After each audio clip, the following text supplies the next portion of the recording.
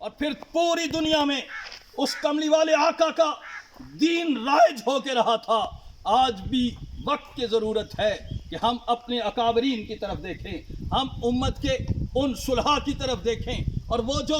جماعتیں ڈگڈگی لے کے آتی ہیں, ہمیں کوئی جمہوریت کا راگ دکھاتی ہے, کوئی سوشلزم کی بات کرتی ہے, کوئی کمیونزم کی بات کرتی ہے, ہم انہیں پاؤں کی ٹھوکر پہ رکھ کے یہ بتائیں ہم اسلام کے ماننے والے ہیں اور اسلام ہی ہمارا اوڑھنا اور بچھونا ہے.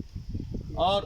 تبھی اس دنیا میں نظام تبدیل ہو سکتا ہے. اگر وہ 313 نظام تبدیل کر سکتے تھے, ہم بھی وہی کلمہ پڑھتے ہیں, ہم بھی اسی رسول کو مانتے ہیں, ہم بھی اسی رب کو مانتے ہیں. آج اگر ہمارے دلوں میں بھی فضائے بدر پیدا ہو جائے تو اس پوری دھرتی کا نظام انشاءاللہ تبدیل ہوگا. یہ جو ایجنٹ ہیں, جو اس وقت جہود و حنود کے ایجنٹ ہمارے اوپر مسلط کیے گئے ہیں, کوئی امریکہ کی طرف ہمیں لے جانا چاہتا ہے, کوئی ہمیں رشیا کی طرف لے کے جانا چاہتا ہے, کوئی ہمیں چائنا کی طرف لے کے جانا چاہتا ہے. ارے امریکہ بھی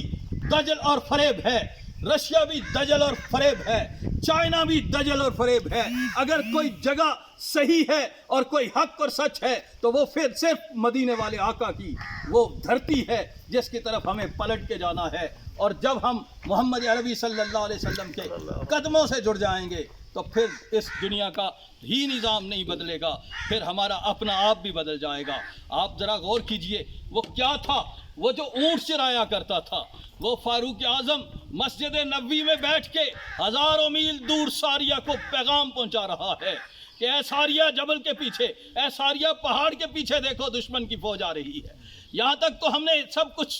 سب لوگ بتاتے ہیں, لیکن کمال نہیں ہے کہ جناب سیدنا فاروق اعظم کی لب مبارک میں جب اتنی طاقت اللہ نے رکھی, جب مصطفیٰ کے اس غلام کی زبان میں اللہ نے اتنی طاقت رکھی کہ وہ ہزاروں میل دور, جہاں دریا بھی آئے, جہاں پہاڑ بھی آئے, جہاں دیواریں بھی آئیں, جہاں گھر بھی آئے, اس کو چیرتی ہوئی فاروق اعظم کی زبان سے نکلے ہوئے الفاظ ساریہ تک پہنچتے ہیں. تو کمال تو یہ بھی ہے کہ جب بولنے والا با کمال تھا تو سننے والے نے سن کے بھی بتایا میں بھی با کمال ہوں.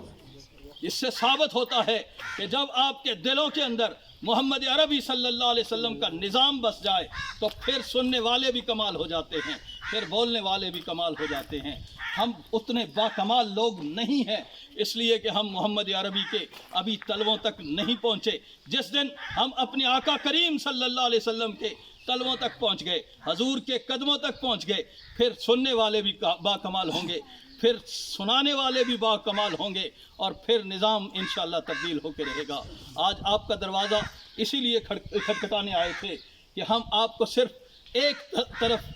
متوجہ کرنا چاہتے ہیں کہ یہ روس, یہ امریکہ, یہ چائنا, جس کے خواب ہمیں یہ دنیا والے, یہ ہمارے حکمران دکھاتے ہیں, اللہ کی عزت کی قسم اگر آپ اپنے رسول سے جڑ جائیں تو ان پورے ملکوں کو آپ پاؤں کی ٹھوکر سے اڑا کے رکھ سکتے. کبھی ہمیں یہ امریکہ کا غلام بناتے ہیں, کبھی ہمیں یہ روس کا غلام بناتے ہیں, اور اب چائنا کی باتیں کر رہے ہیں.